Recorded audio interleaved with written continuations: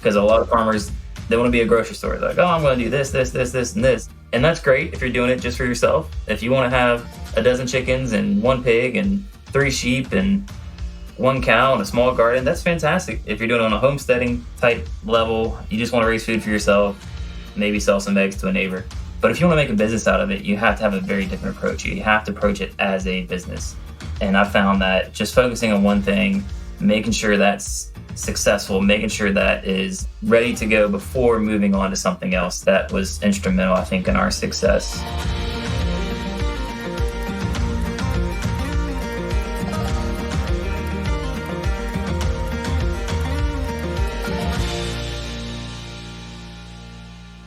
Hi, folks. I'm Conor Gaughan, and welcome to Consensus in Conversation, a podcast where we're talking with the innovators, entrepreneurs, and small business owners who are making the world a better place and making a profit while doing it.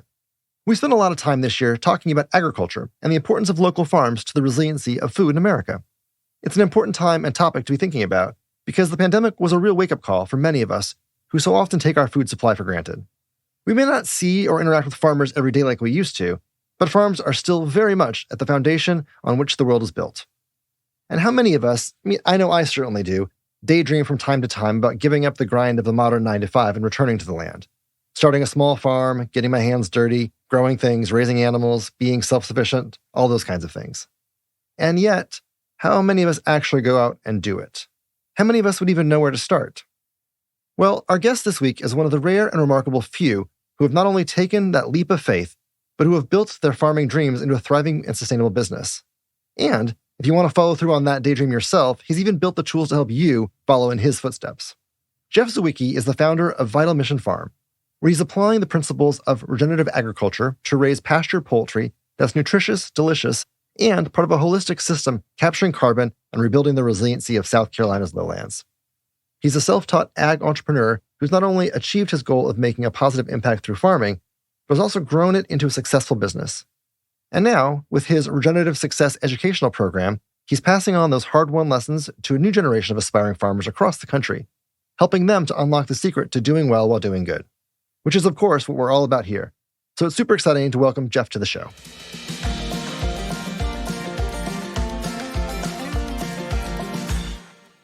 Thanks for doing this. Really excited to have today's conversation. Yeah, thanks for having me. I appreciate it. So yeah, let's just start at the very beginning. Tell us a little bit about yourself. Yeah, so into 2016, 2017, my wife and I had a baby on the way, and we bought some land out in the country, and I decided I wanted to start growing some food for ourselves and have good, clean food for our kids, and started a little garden outside and decided to get some chickens. So I bought about 25 chickens, built a little shelter, a little pen to raise them in and move them around every day. They're eating a lot of grasses and bugs, getting fresh air. And just loved that whole process. And our first child was born, and I would carry him with me on my chest while I was out there feeding chickens every morning and watering them. I harvested and processed those chickens myself, and I gave some to friends and family. We had some people over and asked them what they thought about it, and everyone was like, "This is some of the best chicken I've ever had." I was like, "Really?" And you could really taste that difference. It's kind of like grass-fed beef, has a much deeper, richer flavor. It's kind of like grass-fed chicken. And then I started learning about how much more nutritious it was, and started learning about regenerative agriculture and the impact they could have on the environment, and how it was fertilizing our soil and helping our grasses and trees grow. And I was like, wow, this makes total sense. And decided to start a farm and try to make a business out of it. Where is home for you right now? Yeah, we're just outside of Charleston, South Carolina. A place called Waimala Island. And are you from South Carolina originally? Has that always been home? I am. So before Vital Mission Farm, what was your early professional path? Did you start out in agriculture? I never thought I would be a farmer. That was not in the cards at all. I was working in the medical field for a corporate job. It was a challenge. It was just not fulfilling. And I knew that I wanted to be my own boss and work for myself at some point. Just didn't know how or what that would look like. Growing up, did you want to go into medicine? Was that kind of what you thought you wanted to do, or was that just kind of the default path? No, I always wanted to work with animals. I always wanted to work outdoors, and so I had a background in biology is what I went to school for, and started doing marine science, and then saw that there was better jobs, better opportunities in the medical field. So then I went into the pharmacy college and graduated with a degree in pharmacy, became a pharmacist and started doing that. And yeah, I just felt like I really wanted to get back to what I loved, which is being outside, working with wildlife, working with the environment, and farming was a way to do that. In retrospect, can you look at your time in medicine in the pharmacy world and pinpoint any lessons or skills that actually crossed over that surprised you a little bit? Yeah, working in a retail pharmacy, you get a lot of one-on-one interaction with folks, and you get those regular people and you really start to build that relationship, which was one thing that I did appreciate, that I did enjoy about it. And being able to help people and see some positive impact on their lives was really cool. And being able to develop that relationship, build that rapport, build that trust is something that definitely helped me as I started farming, because when you're buying from a local farmer, I think for the buyer, that's everything, is how they can trust you, the transparency, what you're doing in your farm, and being able to develop that relationship with your customers. And that's really how you grow the farm. And so I think that did help me kind of cross over one skill that I kind of took with me. It also feels like the world of health from a medical perspective is not that distant from the ideal of health that we have from a better food system, right? Like the notion that we all would like to have cleaner food, better quality food, like that value seems pretty linked at least to this notion of like communal health, society health, individual health. So it feels like there's maybe at least some crossover there too. And that's what it's all about is, the food is healthier and it's great to do that. But really what we want to do is create a product and a farm that's healthy for the people, healthy products, but also creates healthy financial stability for the farmer, right? Also creates job opportunities in some of these rural areas, keeps family farms and small families. And so it doesn't go to the big agricultural system. So yeah, I think, that concept can be expanded across different disciplines for sure. Sure. Were there any moments from either just your upbringing all the way through kind of when you took the leap and kind of made this pivot, where you can look back and think about how experiences in life shaped how you think about food, farming, agriculture, and kind of became part of how you moved forward with it? In terms of food, what I kind of took away from what I learned through medicine, pharmacy, is there's a lot of great medications out there that can save your life. There's medications that are fantastic, that are a game changer for us. But there's also a lot of medications that aren't so great. It's kind of like if you have a bleeding artery and the medication is basically just putting a Band-Aid over it. You're still bleeding. You're not fixing the cause. And so I feel like being able to get to the root cause, which a lot of it can be shown to be traced to our food system and our lifestyle. They say diet and exercise can prevent or cure, 80% of the stuff, the diseases and conditions we have out there. And it's interesting is you'll talk to business owners, fitness people are there in the gym, and even they'll tell you, I can help you get healthier and lose a little weight, but really it's about the diet. That's 80% of it. So you look at that and you think, wow, food really does, what we intake, what we put in our bodies really does have a big impact on our health. And let's correct the underlying problem rather than just putting a Band-Aid on it. Were you always health conscious?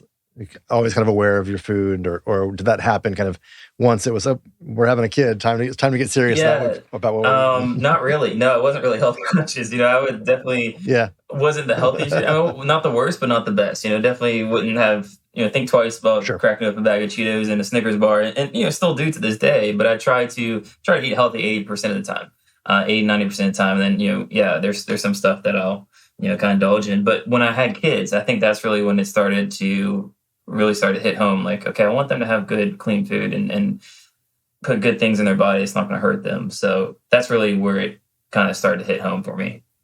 Yeah. So how did you first really take the dive into farming? Yeah, when I started, after I raised that first batch of chickens, I thought, hey, maybe I can make a go out of this. Maybe I can make a business out of this. And it's something I really enjoy, this process. And maybe I can actually sell some of these, have a little side gig, something that I enjoy, being outdoors. And that was kind of the intention. And it quickly did take off. We had a lot of interest from local chefs and restaurants, and that grew quickly because they needed a lot of to keep their restaurant going. And so I quickly went from 20 chickens in the backyard. I told my wife I was just going to raise food for us, And then just like a month or two later, I had like 300 birds in the backyard. She's like, wait, that's a lot more than what you're growing for us. And I was like, yeah, it did kind of grow quickly here. So then it kind of snowballed. And what really, I think, got me excited about it was the fact that I started learning about regenerative agriculture and really kind of diving into that and learning that not only can we grow food that's healthier for consumers, but it's better for the livestock, it's better for the environment. We're sequestering carbon, we're increasing our soil fertility, all these great things. And I was like, wow, this makes total sense. This is a win-win all around. And growing up in the Low Country, I feel like I really see the effects of climate change firsthand. Here we notice when the tides are getting higher, right? We're having sea level rise and more intense storms and stuff like that. And you really see it firsthand. And that kind of struck a chord with me. And I saw agriculture as a way, it solved a lot of problems. One, potential to start my own business, be my own boss, and get out of the corporate world. Two, raise better food for my family and my community. And three, I guess really got me excited is this could be a potential solution to climate change. If you do agriculture right and you manage it properly, we can have a profound impact on our environment. And that got me pretty excited. Yeah. I mean, the promise of the industry is incredible. How daunting was the start, though? Like, even getting things off the ground, getting things growing must have been a huge challenge. Like, how did you navigate those early days? Yeah, those early days were tough because you're trying to grow something, a living thing, and it can be a challenge, whether it's livestock or vegetables or whatever you're doing in farming. A lot of times in farming, we are trying to keep things alive that want to die, and we're trying to kill things that want to live, right? If you think about weeds in a garden, right. We're trying to kill the unwanted weeds, but we're trying to keep these other things alive that maybe not necessarily fit to our environment.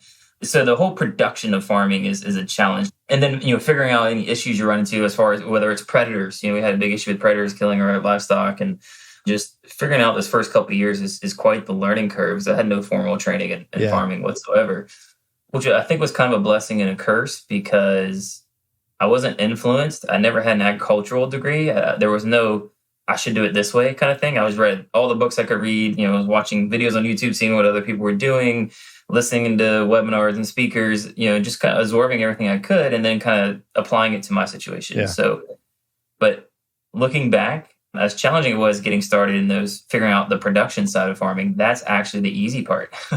I talked to a lot of farmers and, the production is really, as hard as it is getting started, once you figure it out, that's the easy part. It's finding customers, making the numbers work, getting sales, marketing. That's the hard part. And that's really what divides the people who succeed and the people who don't. And I certainly had our challenges doing that. I stuck with it. Maybe it was stupidity. I don't know. Stubbornness. Stuck with it. And, you figure it out. You overcome those things. You learn more from your mistakes than you do from your successes. I had a lot of mistakes and a few successes, and that's just kept me going. Let's talk about some of those moments. I mean, what was the first big success that you remember making, whether that was a big sale or some affirmation of some sort, something that made all of a sudden the numbers were going to click, that you thought, okay, I actually can do this. I got something here. Yeah. In the beginning, we worked with a lot of chefs in restaurants. I had a local chef I had reached out to, had a great restaurant nearby. And I said, hey, this is what I'm doing on my farm, raising some chickens, and would you like to try some? He said, yeah, I live close to where you are. I'll come out and see the farm and see what you're doing. I said, okay, great. And he came out here and I showed him what we're doing, explained to him, what we were doing and why, and gave him a sample, and he loved it. And he said, I ordered 2 dozen. 2 dozen chickens is not exactly a life-changing sale, but for me at that moment, it kind of was, because it just gave me the confidence that somebody believes in me and they're actually willing to buy what I'm producing. And that really gave me the confidence to keep going. And growing from there, we worked with over 50 chefs and restaurants in the area. So that was really instrumental in those early years, working with a lot of restaurants and enable us to have that consistent cash flow and really grow the farm. Yeah. And for folks who aren't from the greater Charleston area, it's worth mentioning some of the best farm-to-table restaurants in the country are in Charleston. Like many, many, many amazing restaurants have their starts or footprints in that area. So that's got to be pretty gratifying for you. Yeah, and I just saw an opportunity there. I said, hey, we've got a lot of great restaurants here, so let's go after it. And in the beginning, I started, I would knock on doors and go in there and try to talk to the chef, and or call them or email them. They want nothing to do with me. And I was like, man, this is or I go in and chat with them, and I had no idea what to say. I didn't know anything about marketing. I didn't know anything about sales. I was like, this is rough, getting doors slammed in my face and hung up on. But again, I just stuck with it. And I started to get better and kind of refining our process and what I said and how I said it. And we got much better. And so we started getting some notice and got a lot of people that were interested in buying our products. And I'm curious if, as you got deeper into the agricultural community, the food system itself, did that change how you thought about food in this country? Yeah, I never really thought twice about the food in the grocery store, I don't think, before that. And then I started learning a little bit about, kind of our food system. But yeah, when I started farming, I started learning about just some of the, the negatives with the industrial, conventional agricultural system, how it's, depleting the land and bad welfare for the animals. And so, yeah, I definitely, as I started getting into it, started to learn more about this, really opened my eyes about what's really going on in our food system and really definitely resonated with me to want to do better. Yeah. What about just things that working the fields taught you about yourself? What have you learned about yourself in the process of kind of becoming a farmer? I guess I learned that I can handle a lot of pain. When I say that, I mean mental pain. It's hard. You have to be resilient. I was working full time when I was getting this started. So I was full-time job, 40 hours a week. Then I'd come home and have to work on the farm, whatever spare time I had. Run around trying to get things done, trying to raise the livestock, trying to market it, sell it, and do everything that entails fixing things. And then try to set some time aside for my wife and child, and that was really hard and really, it was a struggle for 3 years. There's a lot of times I wanted to hang it up. I wanted to quit, with the mortgage and the debt and everything we had. And then relationship with my wife and my family, never seeing them was souring, because they never saw me. We need you here. And I had so much going on, so much on my plate. It was overwhelming. And so you have to be resilient and you have to stick it through. And I just said, I got to stick it through. I have to get out on the other side because I can't stay in this. This will kill me. I can't stay like this forever. Yeah. And that lasted about a good three or 4 years. And I was throwing everything at the wall to see what would stick. We're trying all kinds of things on the farm. I was growing meat burgers, eggs, mushrooms, vegetables. We did pigs, and we did all kinds of different things to produce. We're growing tree crops. And I was trying all different kinds of ways to market and sell it and posting things on social media. And it was a hard time trying to figure out what worked. And I think part of the reason it was so difficult is because I was doing so many different things, and I was dividing my time, my energy, my finances, 7 different ways versus if I just focused on one thing, I probably could have made that work much, much sooner. But when I finally got to a breaking point, we kind of my wife and I had a serious talk. She's like, you got that. I never see you. Something's got to give. That's when I said, okay, I'm going to focus on one thing, which was for me was pastured poultry, meat birds. So I'm going to focus on that only and make that work. And I'm going to give it another shot and I'm going to give it some time. We had a set time limit, maybe like 3 months or 6 months, whatever it was. And I think it was 6 months is what we agreed on. And I said, if it's not working by then, I'm done, And so that really gave me the kick in the pants to make this work. Yeah. So you've learned all the hard ways, all the lessons.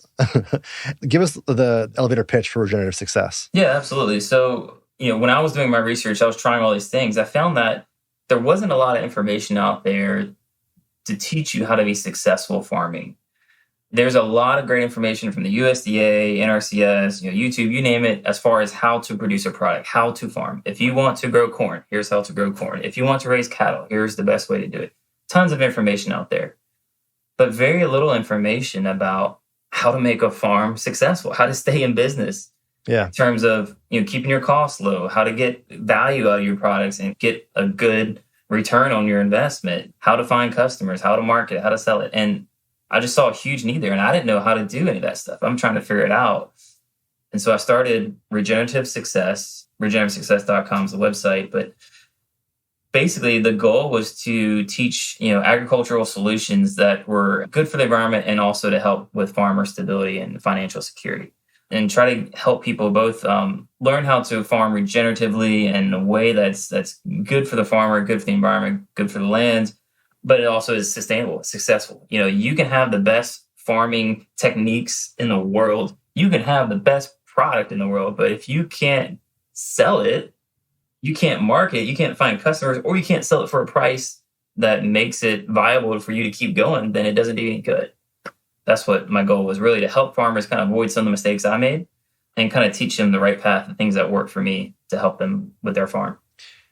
Have you noticed any particular lanes of lessons are most in need? What's the kind of concentration of interest by topic area? Yeah, there's a number of things that I think are very important. It's interesting because I heard there's a quote or saying that they say that farming is one of the few professions where you buy everything at retail price and sell it at wholesale price.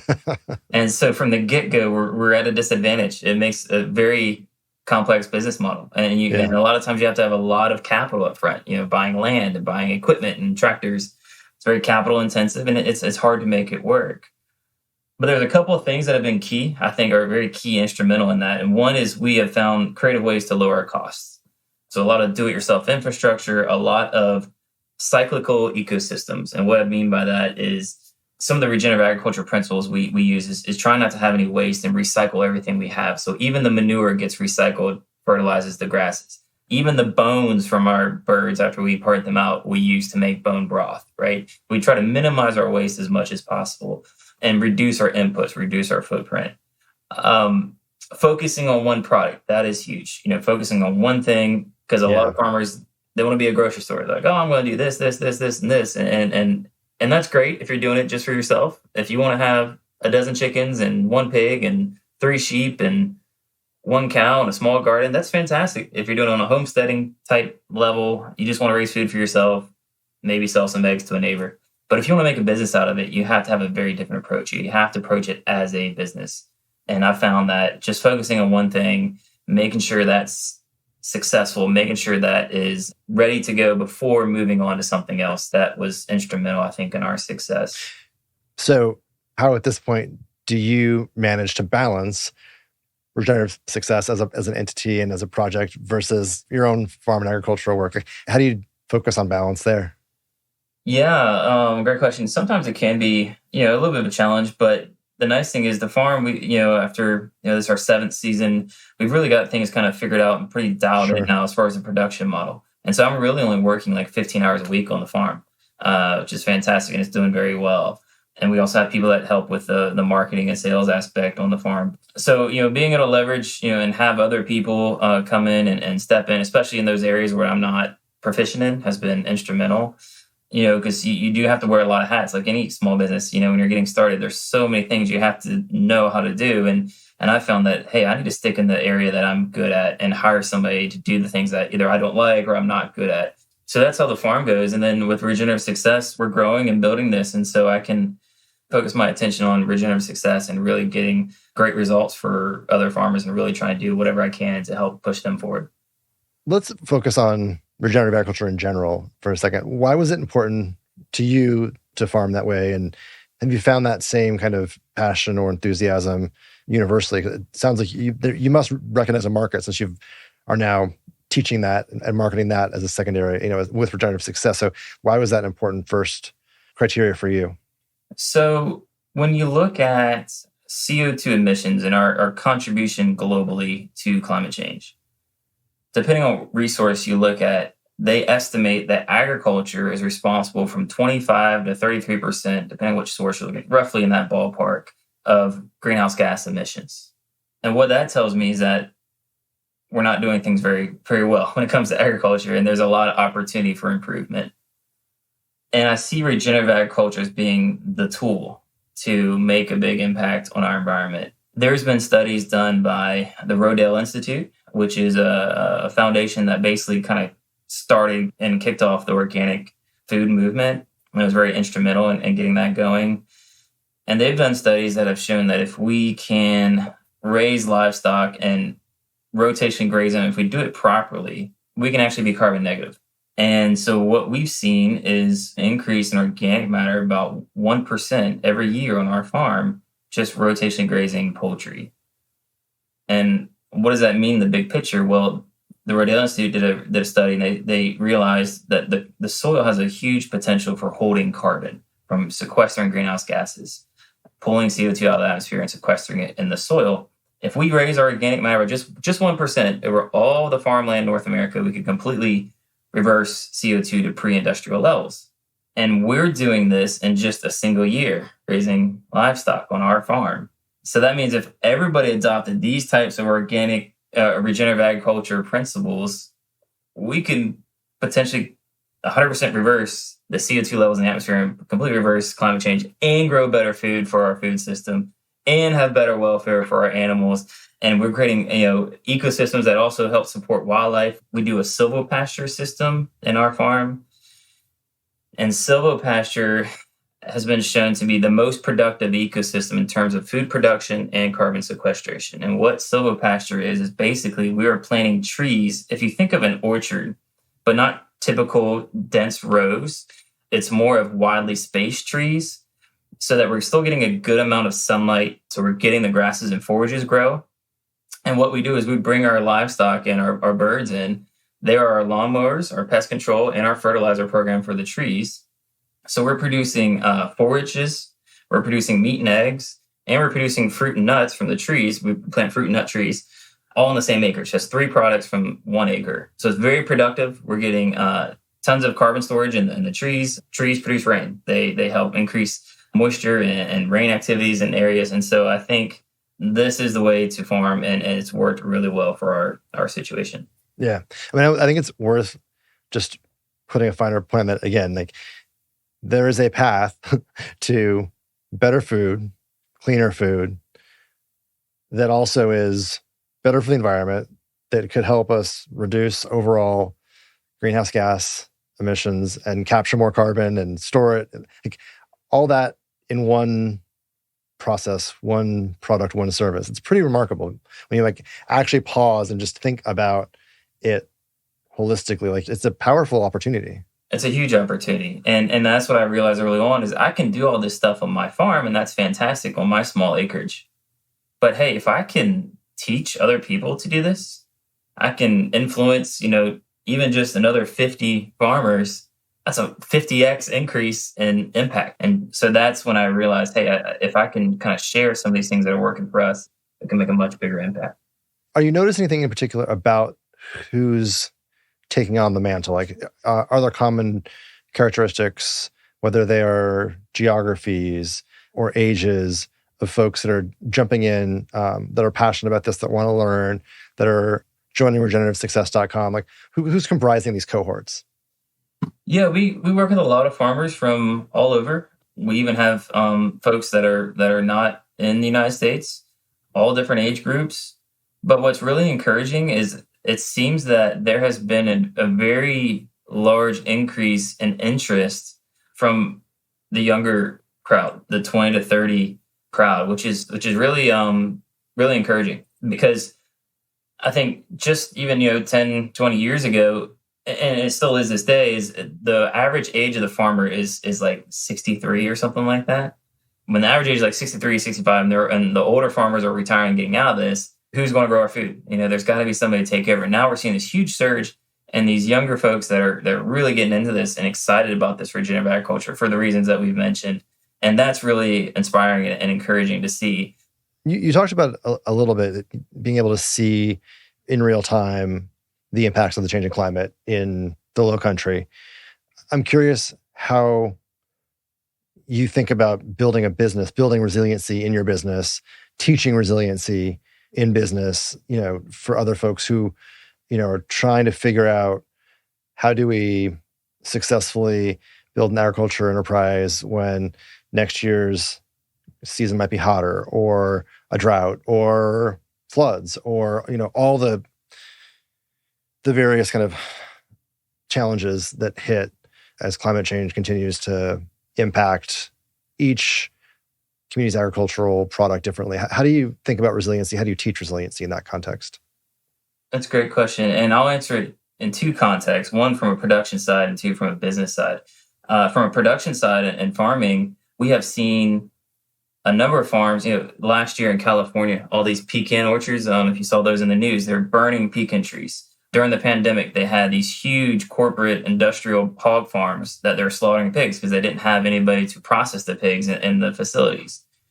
And so what you see is this industrial agricultural system. It's extremely efficient, and that's why it's built the way it is.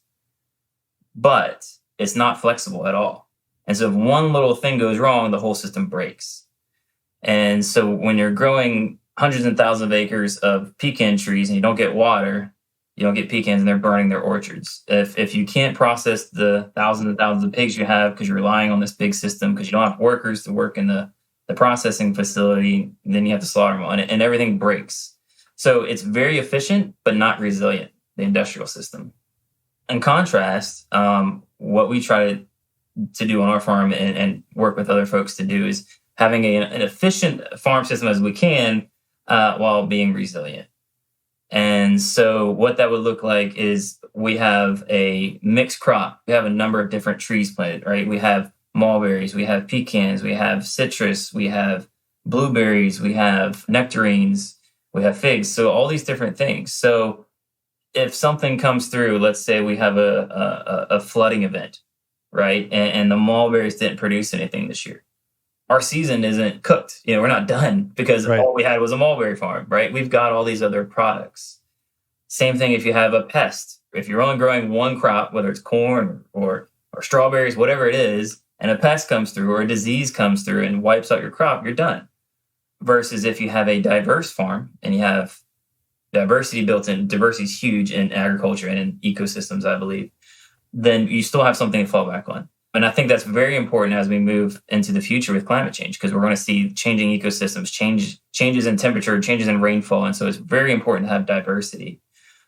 So that's the production side.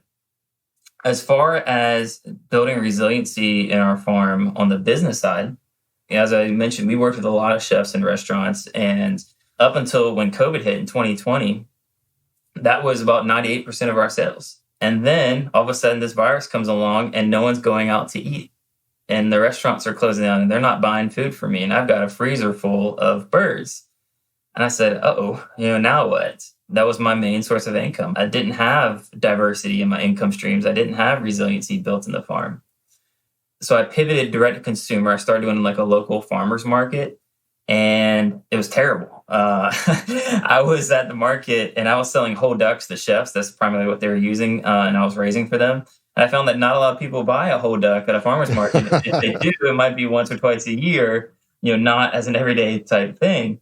And I was like, this is not good. So, but we, I stuck with it. We started doing some different things, offering different cuts, different products, and it grew. And so, from there, we learned to add more diversity, more resiliency to our business. Now we do a little bit of wholesale still, but at this point, I would say 95%, 98% of our sales is pretty much flipped completely, is all direct consumer. And we do that at farmers markets, on farm, and online. Well, and I think there's even one other layer of resiliency at kind of the societal level, which is the supply chain resiliency. We've had grown, I think, collectively in many parts of the country, particularly in urban environments, reliant on major grocers who get a lot of food product from outside the country. And when it was not easy to get everything shipped, in a timely manner across the globe, we saw the impact, right? Like you saw real barren shelves and you saw a lot of food going to waste in transit because it couldn't get from point A to point Z in time, and like they used to be able to. And so I think there's also the element of resiliency kind of simply with better, more reliable, local, domestic, agricultural supply chain. Like that actually, I think, was one lesson learned I noticed. Yeah, you're exactly right. I mean, the supply chain, we've seen how, as a farm, we're not 100% self-reliant. That's my goal, to get there one day. I do have to buy feed that comes in from another farm. We do, have to take a lot of our birds to another place to get processed. We have done some on farm ourselves, and I'd like to get back to that. So we do rely on other sources, but the goal is that we can be self-reliant. We can kind of be more resilient to those changes.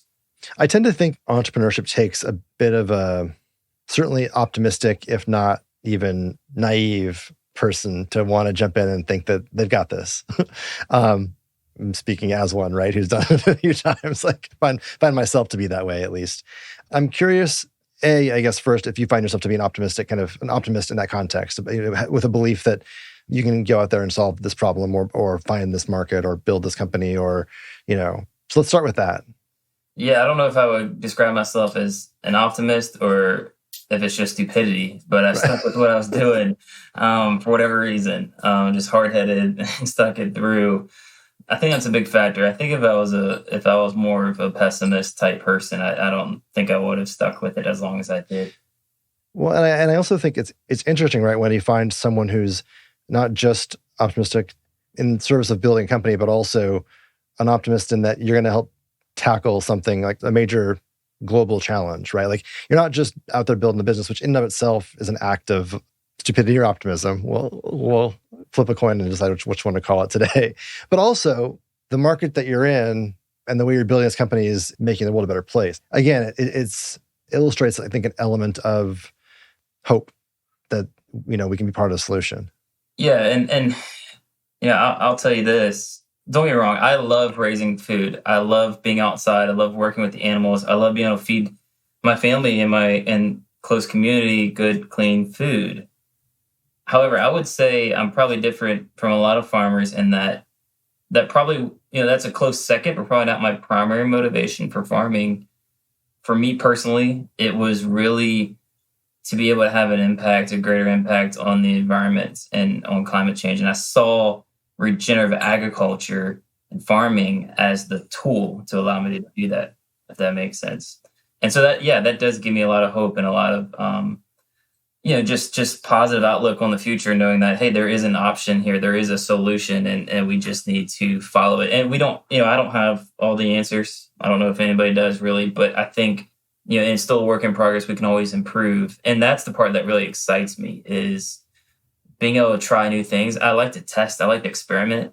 I always like to try new production systems, new models and things. And that's what gets me excited to think about, is how can I change this and make it lower impact? And a lot of times that also translates to less cost and more self-reliance. So if I can lower my cost and have a lower carbon footprint, then that's perfect. That's a win-win. And so it's fun to experiment and try new things and see how they work. So coming out of this summer, it felt like the last couple of years in particular, there's been quite a bit of negative news around, weather events, extreme weather events that are making it hard on American agriculture. But I'm curious, when you have those moments, when you see those headlines or experience a challenge in the field itself, how do you stay positive? How do you recapture that optimism, that hope? Sometimes when I read those articles, I feel, a little sense of despair sometimes, I'll be honest. But I look at it, within a few minutes, I'm like, we don't have a choice. We got to do something. I don't necessarily think it's going to be one breakthrough solution. I mean, if it did, awesome. If they figure out how to do cold fusion successfully and make bountiful energy to supply the whole world, that would be great. And that could be game changing. But we're going to keep doing what we're doing. And I have faith that there's a lot of people working on what they're doing in their individual fields, whether it's developing better batteries or better solar panels or electric cars or, whatever it may be. There's a lot of people working on a lot of individual solutions, and all that adds up. And I think to extend that a little bit, which I think where I find continued sources of hope, there's a lot of consumers that are demanding that. There are consumers that want those products. And so it's not just a bunch of quixotic entrepreneurs like us that are out there trying to build the thing. It's that there's a market for it. The people want the thing. They're buying the thing. Yeah, and that's a great point. You don't have to be somebody that's you don't have to sit in your room and be like, I'm going to develop the next best battery. You can make a huge difference just as a consumer. Just thinking about the food you put on your table. Just doing the small things such as supporting a regenerative farm can go a long way. There's so many things the individual can do, whether it's using less power consumption or switching to more electricity or things like that. There's so many things that every individual can do to make an impact. Yeah. Anything that you've kind of read or watched or listened to recently that inspired you, that resonated, or you think you'd want others to kind of take a listen to or a look at in this genre? Yeah, I mean, there's a lot of, like I said, a lot of young farmers are getting into this space, and there's a lot of I guess one thing that I've seen recently that comes to mind would be Kiss the Ground was a great documentary on agriculture, which I enjoyed. And it's really inspiring to see that there's a lot of young people getting into this and wanting to do it for all the right reasons.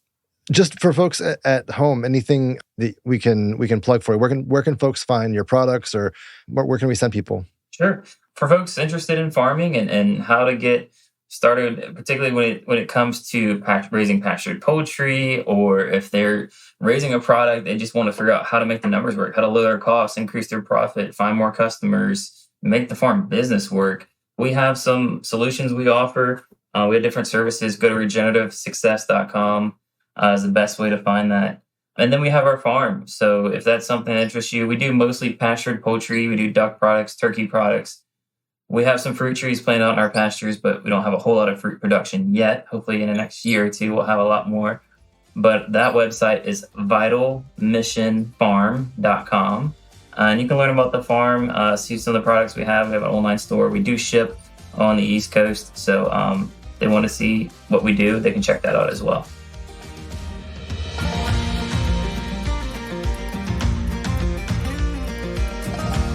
Huge thanks to Jeff for joining us today. Don't forget to check out his websites at vitalmissionfarm.com and regenerativesuccess.com. And if you enjoyed the episode today, please like or review on whichever podcast platform you're currently listening in on. And don't forget to connect with me on LinkedIn to stay up to date on all things sustainable business and consensus in conversation. Plus, you can hit that follow or subscribe button on whatever podcast platform you're using to listen. You'll never miss another episode. If you'd like to be a guest on the show, or you know the perfect person that we should have on, send us an email. Write to Jeff@consensus-digital.com. That's GEOFF @consensus-digital.com.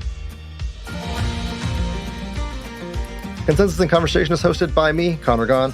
The episode is produced by Will Gatchell and Jeff Rock, executive produced by me with editing from Reasonable Volume. Special thanks to Consensus Creative Director Kate Tucker, Greg Harrigal, and strategist Patrick Gallagher. Don't forget to like and subscribe on your favorite podcast platform, and we'll see you next week.